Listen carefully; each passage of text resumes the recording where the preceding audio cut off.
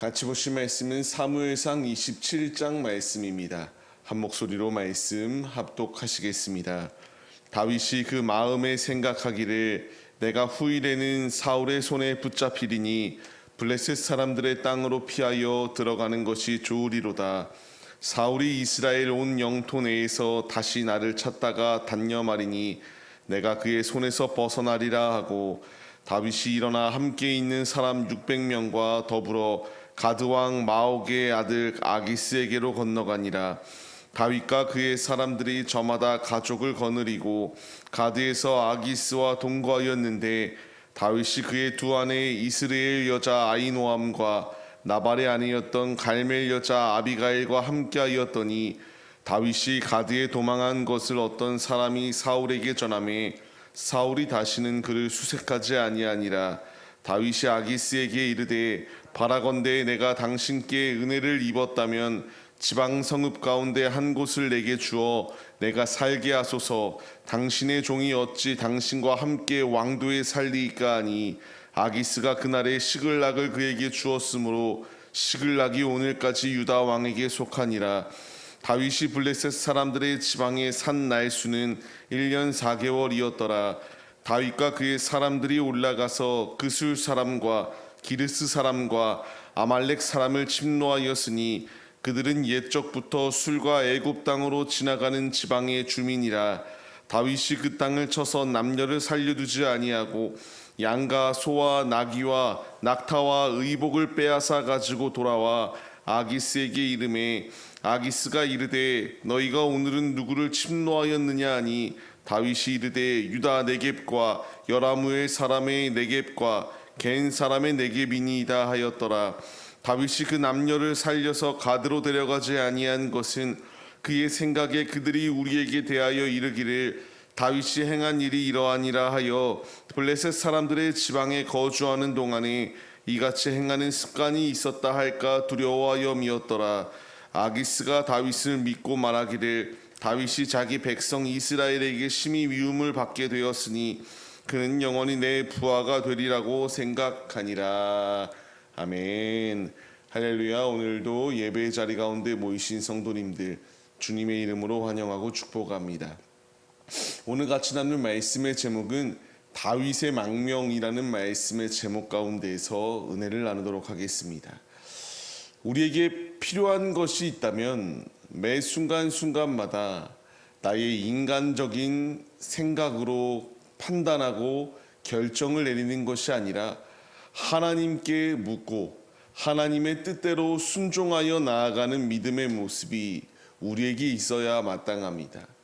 오늘 말씀을 보게 되면은 다윗이 계속적으로 사울이 자신을 쫓아오는 것을 보게 되니까 인간적인 선택을 행하였던 것이 그의 모습이에요. 하나님께 묻고 하나님, 이 어려운 상황을 어떻게 극복해야 되겠습니까? 라는 것을 물었던 것이 아니라 아무리 생각하고 생각하여도 자신이 이 사울의 끊임없는 쫓음 가운데에서 쫓기움을 벗어날 수 있는 길은 블레셋으로 피하는 것이 내가 살 수 있는 길이다라는 것을 생각하였습니다. 지난번에 아기스에게 이렇게 도망하였을 때에 그의 신하들이 그가 다윗이다라는 것을 알게 되고 그가 침을 흘리며 미친 척을 하고 그 자리 가운데서 위기의 순간을 모면받았음에도 불구하고 다시금 인간적인 생각으로 블레셋으로 망명을 시도하였던 것이 다윗의 모습이에요. 이전과는 다른 모습은 분명히 있었다는 것이 무엇이냐면 다윗이 혼자 도망하였던 것이 아니라 600명가량의 군사가 있었습니다. 아기스 왕은 이 자리 가운데서 이제 다윗이 자신에게 망명을 하였을 때에 이 이익이 무엇인가를 계산하게 되었고요.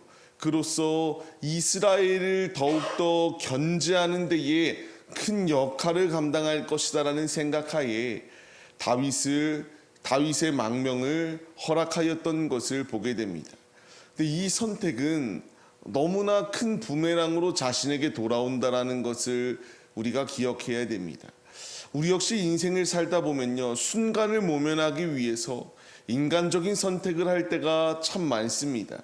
거짓을 고할 때도 있고요. 이것이 잘못된 것임에도 불구하고 그것을 인정치 아니하고 자꾸만 잘못된 길로 나아가는 것 또한 우리의 모습 가운데 분명히 있습니다.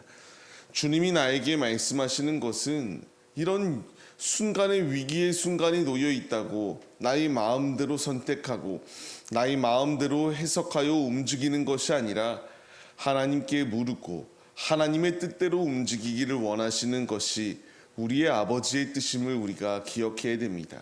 다윗이 진짜로 정말로 너무나 곤욕스럽고 고통스러웠다면 그가 행동해야 될 것은 한 번이라도 망명하기 전에 하나님께 물어야 마땅했습니다. 하나님, 이것이 맞겠습니까? 근데 아무리 생각해도 인간의 계산으로 섰을 때에 이스라엘과 블레셋이 서로 대적의 관계 가운데 놓여 있으니 이 대적의 나라로 망명하는 것이 나를 지킬 수 있는 길이다라는 것을 생각하여서 자신의 뜻대로 판단하였던 것이 얼마나 큰 화가 되었느냐라는 것입니다. 그 큰 화가 무엇인가요? 자신이 이제 주변국들을 공격하기 시작해요. 8절 말씀을 보게 되면은 그술과 기르스와 아말렉 사람을 침노하거든요. 근데 그는 망명하였기 때문에 아기스 왕에 종속당하고 있었던 것이 그의 모습이에요. 그가 행동하는 것은 다 이 왕에게 보고를 해야 마땅했습니다. 그렇기 때문에 아기스 왕이 너가 오늘은 누구를 공격했냐라는 것을 물었을 때에 사실대로 이들을 공격했습니다라는 것을 말할 수 없었어요. 그렇기 때문에 그가 행동하였던 것은 남유다 가운데 있었던 족속들, 나의 동족들을 공격하였습니다라고 거짓을 고할 수밖에 없었습니다. 그가 행동해야 될 것은 이런 잘못된 선택을 하게 되니까 계속하여 실타래가 얽히고 있었습니다. 하나님께서 분명히 함께 하심에도 불구하고 인간적인 선택을 하였던 것이 너무나 안타깝습니다. 우리가 여기서 얻어야 될 교훈이 무엇이 있을까요? 다윗이 이런 인간적인 선택을 한 것처럼 내가 인간적인 선택을 하여도 하나님은 매 순간순간마다 나를 높여주시겠거니 하면서 교만한 자리 가운데 놓여 있으면 안 됩니다.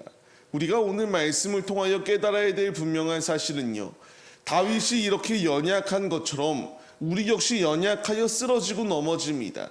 쓰러지고 넘어지는 자리 가운데 있는 나를 그냥 쓰러지게 냅두시는 것이 아니라 다윗을 이런 안타까운 선택을 한 자리 가운데서도 최고의 길로 인도하여 주시는 주님의 역사하심이 있는 것처럼 우리 역시 연약한 자리 가운데 놓여 있으나 연약한 우리를 그냥 방치하시는 것이 아니라 하나님이 일으켜 세워주신다는 것 가운데에 우리가 용기를 얻어야 됩니다. 그리고 여기서 다윗이 정체성을 잊어버리지 아니할 수 있도록 일하시는 하나님의 뜻을 우리가 발견해야 돼요. 이스라엘의 끊임없이 공격을 가하였던 주변 국가들을 하나님께서 이제 토벌할 수 있도록 그 자리 가운데서 정체성을 잊어버리지 아니할 수 있도록 일하시는 주님의 분명한 뜻이 있었습니다. 이 말은 즉 이제 우리 역시 주님의 자녀로 부름을 받은 자들이거든요. 그리스도인들입니다. 우리의 정체성을 잊어버리면 안 돼요. 그가 분명히 인간적인 선택으로 거짓을 고하게 되고요. 이 아기스 왕은 내 충신이 되겠구나. 이스라엘이 이제 다윗을 미워하기 때문에 내 충신이 될 수밖에 없다라는 생각을 하면서 잘못된 착각을 하게 되는 것 또한 분명히 있지만, 분명한 사실은 하나님께서 다윗을 통하여 그를 왕으로 세우시겠다라고 하는 약속을 이루시기 위하여 하나하나 왕국의 재건을 위하여 주님의 도구로 쓰임받고 있었다라는 것입니다. 우리 역시 정체성을 잃어버려서는 안 됩니다. 그리스도인의 정체성은 무엇입니까? 우리의 싸움은 혈과 육이 아니라 공중의 권세 잡은 마귀와의 싸움입니다. 이 싸움 가운데서 예수로 무장하여 예수로 승리할 것을 주님이 우리에게 명령하시고 있습니다. 이 불변의 말씀에 우리가 깨달음을 얻어서 육신적인 것 가운데 마음을 빼앗기는 것이 아니라 오직 주님의 말씀에 순종하여 주님께 물으시고 나의 정체성에 혼란이 와서 때로는 주님, 때로는 세상 이런 선택을 하는 것이 아니라 오직 우리의 선택의 중심이 주님께 고정되어 있어서 주님께 귀히 쓰임받는 주님의 도구들이 되시기를 주님의 이름으로 간절히 축원합니다. 주님이 오늘의 말씀을 통하여 우리에게 주시는 분명한 교훈은 하나님은 하나님의 뜻을 이루기 위하여 끝까지 하나님의 자녀들을 포기하지 아니하신다라는 겁니다. 다윗이 잘못된 선택을 하는 자리 가운데서도 그를 포기치 아니하시고 하나님의 작정하심 가운데에 그를 빚어가기 위하여 끊임없이 일하셨던 것처럼 우리를 빚어가기 위하여 일하시고 있습니다. 나에게 필요한 것은 드렸던 찬양의 고백과 같이 주님께 순종할 때에 주님이 나를 귀히 쓰신다라는 사실을 우리가 기억하며 주님을 의지하고 주님께 순종하며 주님께 나아가는 것이 마땅한 그리스도인들의 정체성이다라는 사실을 잊지 마시며 믿음으로 주님의 길을 걸어가시기를 바랍니다. 오늘의 삶, 이제 주님이 우리를 파송하십니다. 부름받은 이 자리 가운데서 주의 말씀에 순종하여 오직 주님의 영광을 가리우고 주님의 마음을 아프게 해드리는 것이 아니라 순종하여 주님의 마음을 기쁘시게 해드리는 거룩한 그리스도인들, 하나님의 정체성을, 하나님의 자녀로서의 정체성을 망각하지 아니하고 빛과 소금의 역할을 감당할 수 있는 참 그리스도인들의 모습이 우리로 하여금 주님 나라의 확장을 위하여 귀한 도구로 쓰임 받으시는 우리 모두의 모습이 되시기를 주님의 이름으로 간절히 축원합니다.